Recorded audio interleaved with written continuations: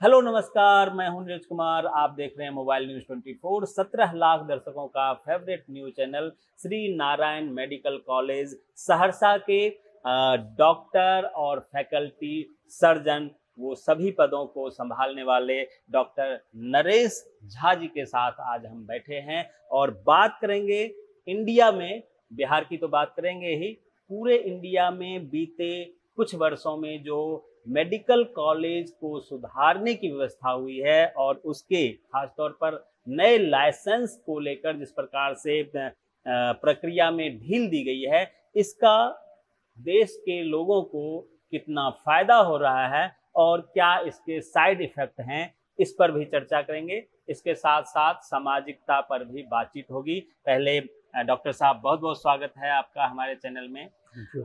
जैसा कि मैंने बताया कि हमारे देश में शुरू से ये चलता आ रहा है कि डॉक्टरों की बहुत कमी है और उस कमी के कारण हम जब बच्चे थे, अब तो वैसे डॉक्टर जगह जगह मिल जाते हैं आसानी से, लेकिन गांव में हॉस्पिटल होता था लेकिन डॉक्टर नहीं वहाँ पहुँचते थे। खास तौर पर कोई वहाँ जाना नहीं चाहते थे और आपने इस चीज़ को बड़े करीब से देखा होगा, तो हमारे दर्शकों को आप बताएं पहले के दिनों में और आज के दिनों में क्या बदलाव हुआ है। तो सरकार के लेवल में पिछले अभी के जो केंद्र सरकार है, एक्चुअली ये सिस्टम जो है सो पार्लियामेंट्री एक्ट से गवर्न होता है मेडिकल कॉलेज मेडिकल यूनिवर्सिटी। तो पहले के ज़माने में कहलाता था मेडिकल काउंसिल ऑफ इंडिया। तो अभी वर्तमान सरकार उसमें काफ़ी चेंजेस लाए और उसका नाम भी बदल के नेशनल मेडिकल काउंसिल एनएमसी कर दिए। तो अभी जो वर्किंग में रेगुलेशन हम देख रहे हैं, तो उस समय मेडिकल कॉलेज खोलना बहुत टफ था और इस सरकार के पहले से समझिए जो 2015-16 से पहले तो काफ़ी टफ था और रिक्वायरमेंट फुलफिल करने में, तो वो सब रिक्वायरमेंट्स और सब चीज़ अभी भी है, लेकिन सीट का नंबर पहले दिक्कत से मिलता था, अभी काफ़ी लिबरल है। कोई भी लोग मेडिकल कॉलेज खोलते हैं तो 150 सीट आसानी से मिल जाता है और कोई कोई तो 250 सीट लेके आए हैं।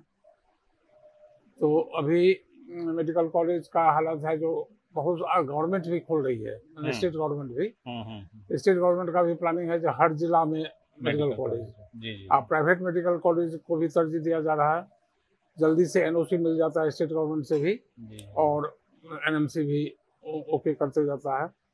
इसलिए पर कैपिटा जो होता है डॉक्टर की संख्या वो तो बहुत अच्छा हो गया। हर जगह रूरल एरिया में जो सेंटर है, हेल्थ सेंटर, सबका नंबर बढ़ा है। अभी डॉक्टर की संख्या अच्छी हालत में है। बिल्कुल बिल्कुल। हालांकि अभी पास आउट नए सेशन आएंगे, अभी जो अभी 10 साल के बाद ढेर सारे डॉक्टर हो जाएंगे बिल्कुल। और एमबीबीएस भी, हाँ एमबीबीएस बेसिक लाइन का डॉक्टर ढेर मिलेगा, क्योंकि सभी आदमी पीजी नहीं कर सकता है। तो संख्या उसकी सब जगह, हर जगह जो कि आप बेसिक डॉक्टर है तो उसको फील्ड में जाने में कोई दिक्कत नहीं है। मैंने ब्लॉक लेवल जाने में, गांव विलेज लेवल जाने में कोई दिक्कत नहीं है। इसलिए और अब वैसे गांव भी थोड़ा बदल गया है। पहले के जमाने में गांव तक जाने के लिए 4 घंटा 5 घंटा लोग या तो साइकिल से, रोड भी अच्छा हो गया है, नाव क्रॉस करना पड़ता था जगह जगह, या इसी जिला में तो काफी समस्या थी। 1947 में जो मेडिकल सेंटर पर, हेल्थ सेंटर सब पर आए थे, तो अपनी कहानी हमारे प्रोफेसर लोग जो थे तो उनको अपनी कहानी बोलते थे। जो बैलगाड़ी से पहले रेलवे स्टेशन से उतरने के बाद टमटम से जाते थे, उसके बाद बैलगाड़ी से कुछ दूर जाना पड़ता था, उसके बाद नाव से जाना पड़ता था। तो इस तरह का सिस्टम था, लेकिन अभी तो हर एक हेल्थ सेंटर के पास करीब करीब रोड है। हाँ बिल्कुल, ये रोड हो गया है। तो अब अगर गांव में भी उप स्वास्थ्य केंद्र सरकार खोल रही है तो गांव में आप मतलब जॉब करके और 4 बजे या 5 बजे जो भी टाइमिंग होता होगा उस वक्त तक रह के और शहर आधा 1 घंटा में अपने घर तक पहुंच सकते हैं, अगर आसपास के हैं, या शहर में अगर किराए पे मकान लेके आप आसानी से डिस्ट्रिक्ट काउंसिल में रखे भी आ जाके कर सकते हैं। बिल्कुल बिल्कुल। अच्छा, जैसे कि आपको भी पता होगा या कुछ और लोग कह रहे थे कि जो लिबरलाइजेशन जो हुआ है इस सेक्टर में, इसका कुछ निगेटिव भी है, मतलब कुछ इसका नुकसान भी होने का आशंका है क्या? इसका नुकसान होने का आशंका है और हो भी रही है। टीचर की संख्या उतनी नहीं है जितना मेडिकल कॉलेज खुला। टीचर तो होना बहुत बहुत जरूरी है। और टीचर आएगा कहाँ से? अच्छे टीचर भी होना चाहिए। क्वालिफाइड जो टीचर का क्राइटेरिया है एनएमसी में या एमसीआई में जो था, तो इतना दिन एक्सपीरियंस के बाद पढ़े बेसिक ग्रेड टीचर, उसके बाद 3 इयर्स अनुभव के बाद असिस्टेंट प्रोफेसर, उसके बाद फिर वो 4 इयर्स और करेंगे टीचिंग, तब वो एसोसिएट प्रोफेसर। इस तरह से जो क्राइटेरिया है, तो ये फुलफिल सब जगह होता नहीं है, क्योंकि नंबर ऑफ मेडिकल कॉलेज तो पढ़ने का संख्या अभी बढ़ते जा रहा है। तो सरकार इसके लिए 70 तक एज ले गई है। अच्छा, एज बढ़ा दी है। एज बढ़ा दी है।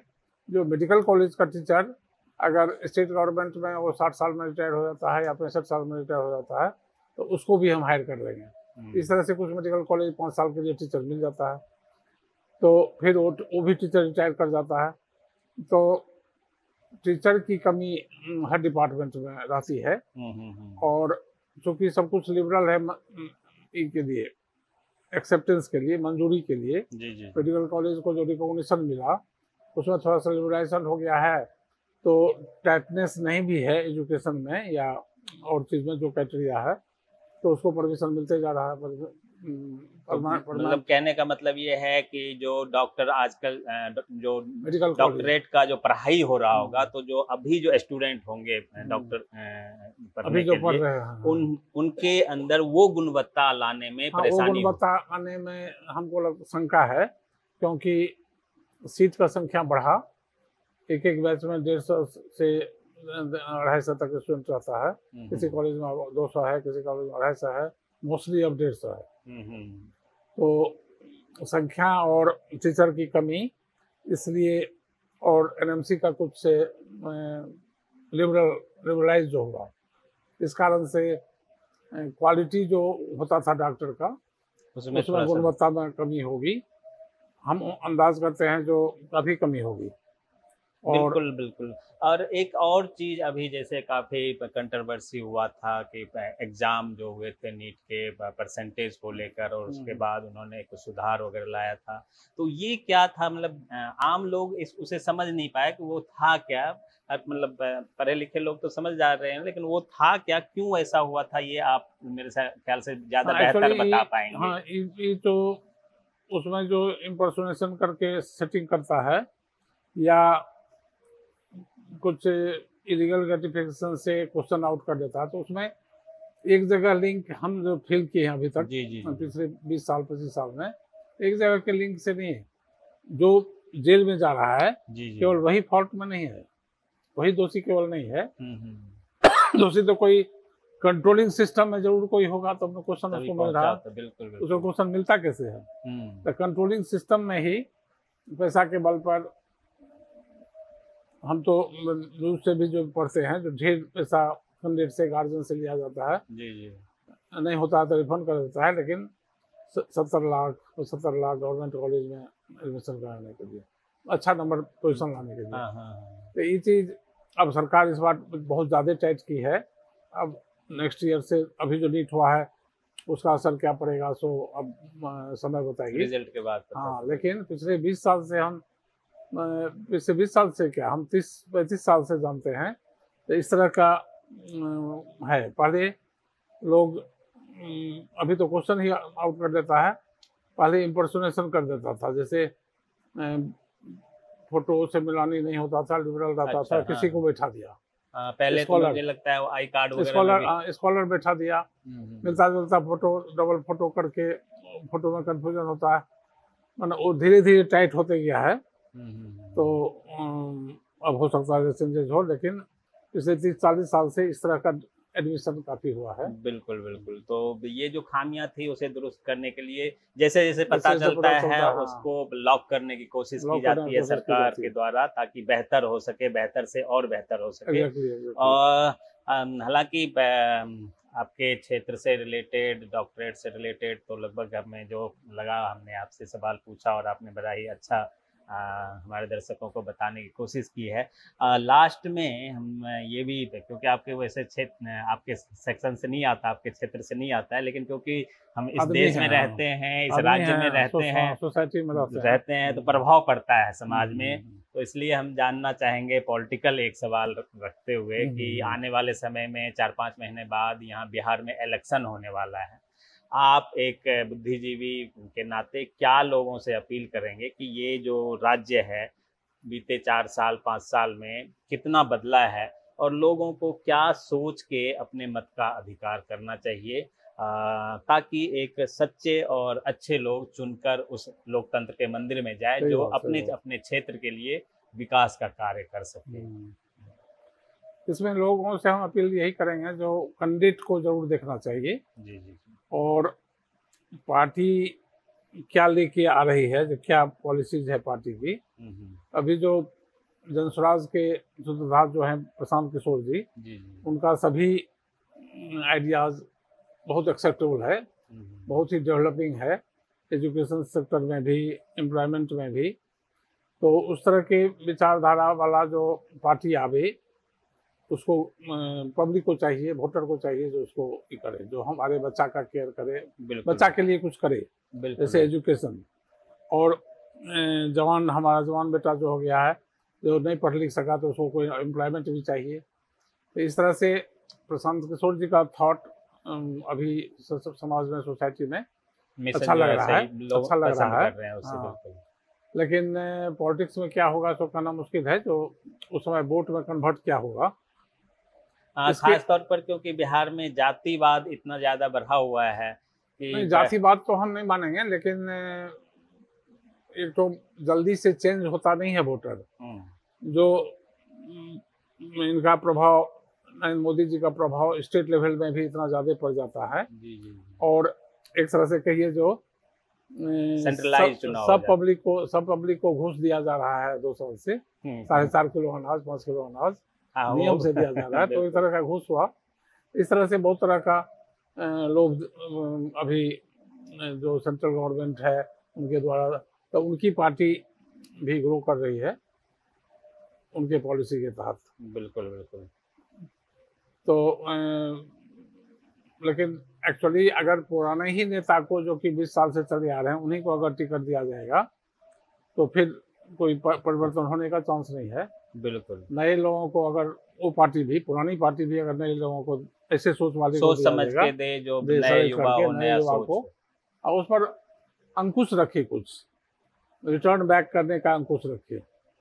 जैसे कि अगर वो बहुत गड़बड़ कर रहे हैं या बहुत उन पर आरोप लग रहा है, उनको पार्टी वापस बुला ले, पार्टी का कंट्रोल रहे।